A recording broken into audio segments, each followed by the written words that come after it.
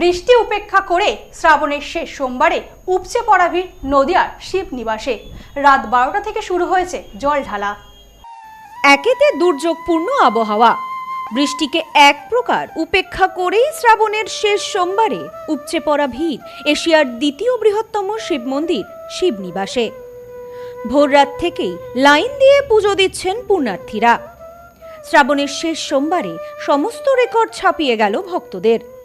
এই বাংলাতেই রয়েছে এশিয়ার দ্বিতীয় বৃহত্তম শিব মন্দির। নদিয়ার কৃষ্ণগঞ্জের শিবনিবাসের শিবলিঙ্গ এশিয়ার দ্বিতীয় বৃহত্তম শিবলিঙ্গ হিসেবে খ্যাতি পেয়েছে। মহারাজা কৃষ্ণচন্দ্রের হাতে প্রতিষ্ঠিত শিবনিবাসের এই শিবলিঙ্গ কেবল উচ্চতায় দ্বিতীয় বৃহত্তম নয়, এর ঐতিহাসিক গুরুত্বও যথেষ্ট রয়েছে। কথিত আছে, এই শিবলিঙ্গে পুজো দিয়ে প্রার্থনা করলে যেমন শত্রু নিধন হয়, তেমনি সুখ সমৃদ্ধিতে ভরে ওঠে পরিবার। স্থানীয়দের মতে একেবারে দুহাত দিয়ে রক্ষা করেন বাবা। তাই শ্রাবণ মাস পড়তেই, বিশেষত শ্রাবণ মাসের সোমবারে পুণ্যার্থীদের ঢল নামে ইতিহাস প্রসিদ্ধ এশিয়ার দ্বিতীয় বৃহত্তম শিবনিবাস শিব মন্দিরে। এমনকি শ্রাবণের শেষ সোমবারেও দেখা গেল উপচে পড়া ভিড়। ঝড় বৃষ্টিকে উপেক্ষা করেই এক প্রকার মন্দিরে এসে পুজো দিচ্ছেন ভক্তেরা। কথিত আছে, শিবনিবাসে সুউচ্চ শিবলিঙ্গ স্থাপনের পর নসরত খাঁর সঙ্গে সম্মুখ সমরে সামিল হন মহারাজা কৃষ্ণচন্দ্র এবং যুদ্ধে তিনি বিজয়ী হন। এরপরই মহারাজা কৃষ্ণচন্দ্র শিবকে তুষ্ট করার জন্য নবদ্বীপ থেকে জল নিয়ে এসে শিবের পুজো দেন, আর সেই থেকে শুরু শিবের পূজা। এখনো প্রথা মেনে শ্রাবণ মাসের প্রতিটি সোমবার শিবের মাথায় জল দেন অগণিত ভক্ত। আজও ভক্তেরা নবদ্বীপের গঙ্গাঘাট থেকে জল নিয়ে কৃষ্ণগঞ্জের এই শিবনিবাসের মন্দিরে আসেন এবং দেবাদিদেব মহাদেবের মাথায় জল দেন। এদিন ভোর রাত থেকেই মন্দিরে লাইন দেন ভক্তরা। ভোর হতেই শুরু হয়েছে পুজো, সারাদিন ব্যাপী চলতে থাকে এই পুজো। এবছর শ্রাবণ মাসের শেষ সোমবারে সমস্ত রেকর্ড ভেঙে দিয়েছে ভক্তরা। বিগত বেশ কয়েক বছরের তুলনায় এবছর সবথেকে বেশি ভক্ত সমাগম হয়েছে এই শিব মন্দিরে।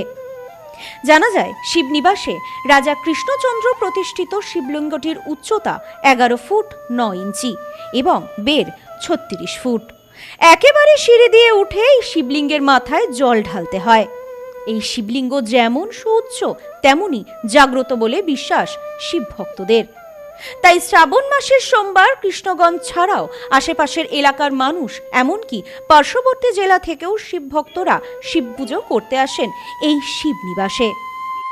57 জন মিনিটে নাম ছিল, এবার ইনটু 60 1 ঘন্টা ইনটু 20 আওয়ার্স মানে 20 ঘন্টা কাজ হয় জেনারেলি, যেটা স্ট্যাটিস্টিক্স হয়ে এসছে। তা আমরা এক্সপেক্টিং জোনে আছি যে আমরা এবার 1 লক্ষর কাছাকাছি পুণ্যার্থীরা আসবেন আমাদের মন্দিরে। যেমন অ্যাডিশনাল এসপি ডিএসপি ম্যাম, আইসি, এদের প্রশংসা করতেই হবে, এরা কনস্ট্যান্ট কাজ করে যাচ্ছে। আমরা এক্সপেক্ট করছি যে আমাদের যে এমএলএ সাহেব এসছেন, অনেক এমএলএ এসছিলেন, তিনি আমাদের মন্দির নিয়ে ভাবছেন।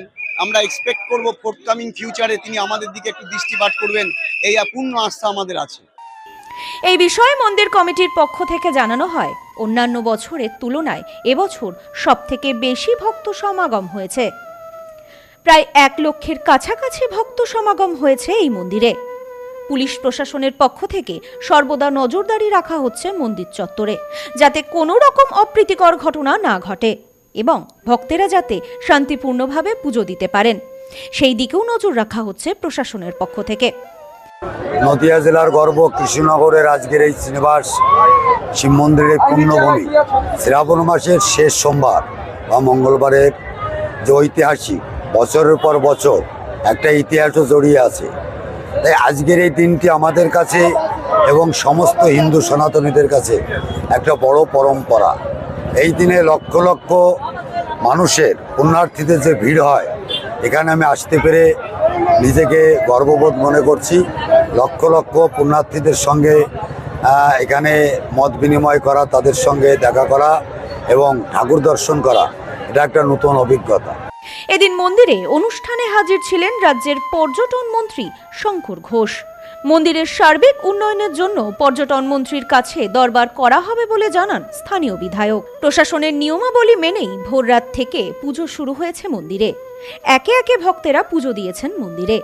শ্রাবণ মাসের সোমবারে শান্তিপূর্ণভাবে পুজো দিতে পেরে খুশি ভক্তরা।